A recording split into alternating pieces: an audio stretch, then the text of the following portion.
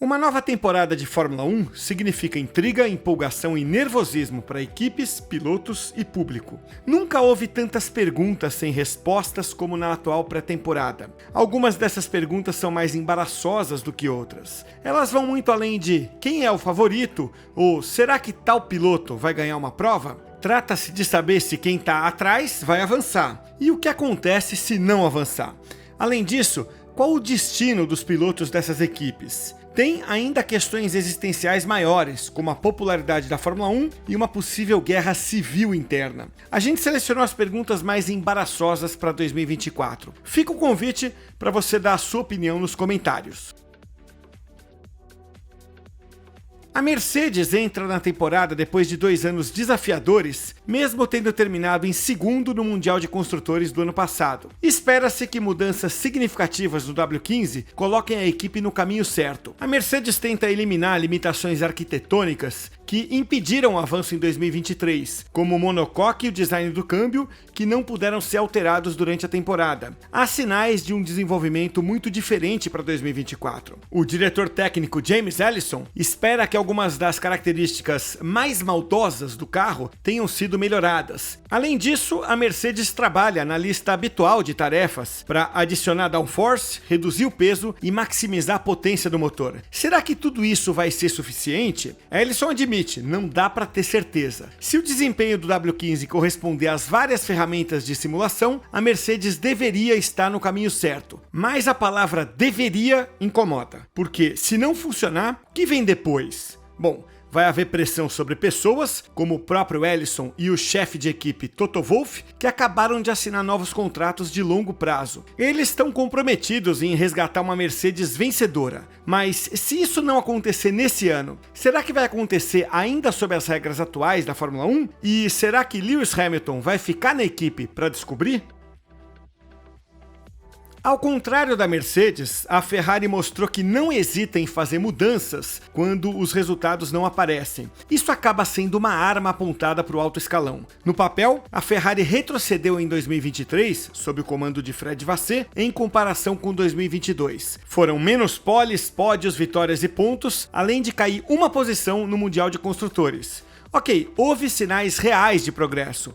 A escuderia parece agora estar no caminho certo com as mudanças que Vasseur já fez. Se isso vai continuar em 2024 ou não, aí são outros 500. Porque a Ferrari já passou muitas vezes por isso. Um novo chefe de equipe chega, tem um bom piloto principal e a perspectiva cresce. Mas a gente já viu esse filme e o final raramente é feliz. Muitas vezes as coisas desandam. O bom progresso de 2023 alimenta a esperança de que a história não vá se repetir nesse ano. O novo carro oferece uma oportunidade de mudanças significativas na suspensão e no perfil aerodinâmico. Se a Ferrari estiver no caminho certo e com as ideias certas, isso vai ser percebido no carro de 2024. Caso contrário, o velho ciclo vicioso da Ferrari pode se repetir. Quem gosta de Fórmula 1, às vezes tem que aceitar que algumas temporadas não são tão interessantes, porque tem uma equipe dominante. Mas isso não significa que não haja nada interessante. 2023 teve boas corridas, além de um dos grandes pilotos de todos os tempos correndo em altíssimo nível. Em termos de histórias, porém, foi um retrocesso em relação a 2022, que já havia ficado bem abaixo do ano magnífico que tinha sido 2021. Não está claro se isso prejudicou a Fórmula 1. Afinal, a venda de ingressos foi boa, com várias provas com lotação máxima e até com alguns recordes de público. Os números da TV são mais instáveis e, convenhamos, são manipulados. No final das contas, com o recorde de 24 corridas numa temporada, a Fórmula 1 vai exigir muito dos espectadores. Se o produto não for o que se espera dele, vai testar a resiliência dos espectadores e dos parceiros, principalmente daqueles que foram atraídos pelo hype dos últimos anos. Uma enquete com 164 mil votos da The Race inglesa apontou a McLaren como a principal concorrente da Red Bull em 2024. Ela recebeu 41% dos votos. A expectativa sobre a McLaren para 2024 é enorme, o que indica que ela se recuperou da fase ruim de um ano atrás. Agora, com túnel de vento e simulador novos, além da chegada de reforços técnicos vindos de Red Bull e Ferrari, a expectativa cresce muito. Não que a McLaren tenha que lutar pelo título agora, mas no futuro certamente vai ter. A única maneira de fazer isso é ganhando corridas em 2024. Mas e se não ganhar? E mais? O que Lando Norris, entrando no penúltimo ano de contrato, vai fazer se a McLaren vivenciar mais uma vez um falso amanhecer? O peso da expectativa vai testar os méritos da recuperação da McLaren em 2024. De quebra, pode determinar se Norris fica ou se uma adversária vai ter a chance de contratar o piloto inglês.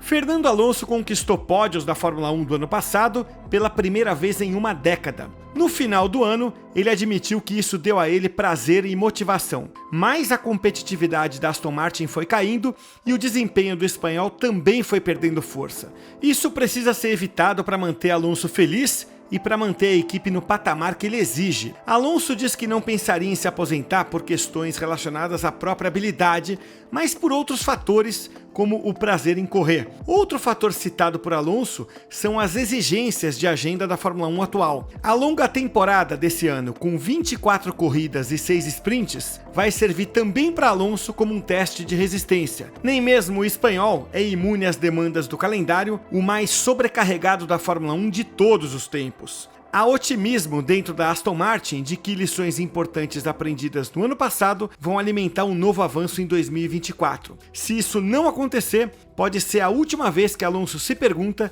se ainda vale a pena continuar. Houve momentos em 2023 que a agora Stake Formula 1 Team tinha o carro mais lento do grid. Isso não é nada bom para uma equipe que vai servir como porta de entrada para a Audi na Fórmula 1. Ela não deu nenhum sinal de retorno ao pelotão do meio. Pelo contrário, andou lutando para não ficar lá atrás. Melhorias foram feitas na velocidade e na eficácia do desenvolvimento da equipe, mas nada comparável à AlphaTauri, por exemplo. Se as coisas não mudarem nesse ano, a Audi talvez tenha motivo para se preocupar. Nos bastidores, o investimento e a aquisição gradual da equipe são os fatores mais importantes na preparação para 2026. Porém, mais cedo ou mais tarde, isso vai precisar se traduzir em melhorias na pista. Não é só o ritmo do carro que conta, mas as questões operacionais que continuam atrasando a equipe. Outra temporada no final do grid pode deixar a Stake longe do objetivo de ser muito competitiva dentro de 3 anos.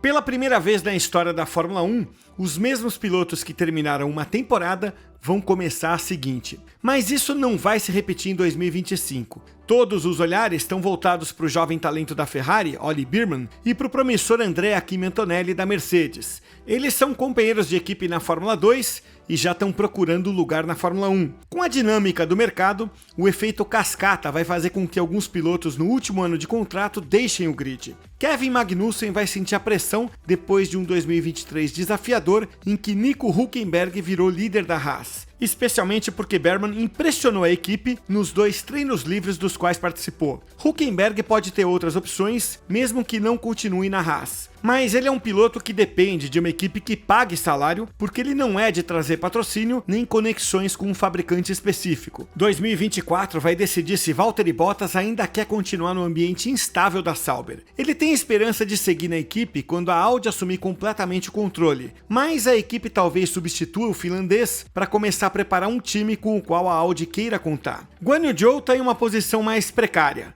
Se não melhorar significativamente, ele vai ter dificuldade para justificar a conquista de uma 4ª temporada na Fórmula 1. A gente pode incluir Lance Stroll nesse mesmo grupo. Embora a decisão de encerrar a carreira dependa dele não querer correr mais, ele talvez não tenha mais a garantia de uma cadeira cativa na equipe administrada pelo pai. Logan Sargent fez uma temporada de estreia pouco convincente. Ele só garantiu a vaga para mais um ano aos 45 do segundo tempo. O americano ainda precisa convencer a Williams ou qualquer outra equipe de que vale a pena apostar nele no longo prazo. No outro extremo do grid, É preciso considerar o que Sérgio Pérez vai fazer se a Red Bull se desfizer dele no final do contrato. O mexicano ainda tem muito a oferecer se correr pela equipe certa, e ele claramente quer continuar na categoria. Mas se não houver futuro para ele na Red Bull, só vai valer a pena continuar se pintar uma boa alternativa.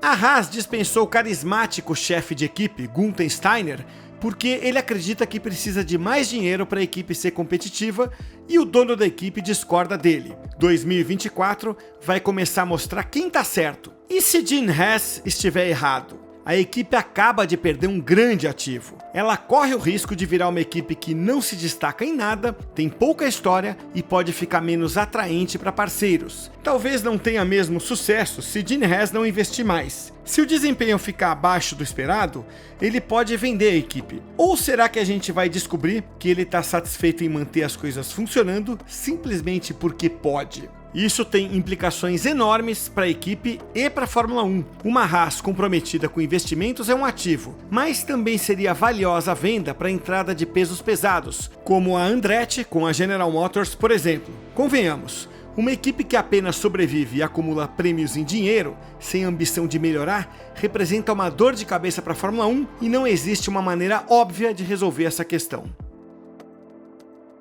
Já se passaram quase 2 anos desde que uma possível categoria dissidente começou a ser discutida no paddock da Fórmula 1, por mais improvável que a ideia pareça ser. De lá para cá, a presidência da FIA, de Mohammed Ben Sulayem, a Fórmula 1 e o seu órgão governamental não avançaram no sentido de resolver as diferenças. A segregação é enorme e deixa a sensação de que as entidades estão à beira de uma guerra civil. Ben Sulayem tem sido muito mais intervencionista do que o antecessor dele, Jean Todt. Isso resultou em mudanças na estrutura da FIA, influenciou as questões que ela enfrentou a cada ano e, por vezes, significou lidar mal com essas questões. Ben Sulayem recebeu uma notificação da Fórmula 1 por comentários sobre uma possível venda dos direitos comerciais. Ele foi criticado ainda por dar início ao processo de busca de uma 11ª equipe, o que a Fórmula 1 rejeita. Isso levou ao impasse sobre a entrada da Andretti com a General Motors, que a FIA formalmente aprovou, mas segue no limbo enquanto a Fórmula 1 ainda avalia do ponto de vista comercial. O presidente da FIA causou outros problemas mais para a entidade, com várias intervenções desastradas. 2024 não começou muito melhor, com a notícia de que o diretor esportivo Steve Nielsen e o diretor técnico Tim Goss deixaram a FIA. Eles saíram apenas um ano depois de assumirem papéis-chave numa nova estrutura. Isso transmite uma mensagem ruim que joga contra a própria presidência de Ben Sulayem. A questão é, as relações FIA-Fórmula 1 vão conseguir suportar mais golpes em 2024?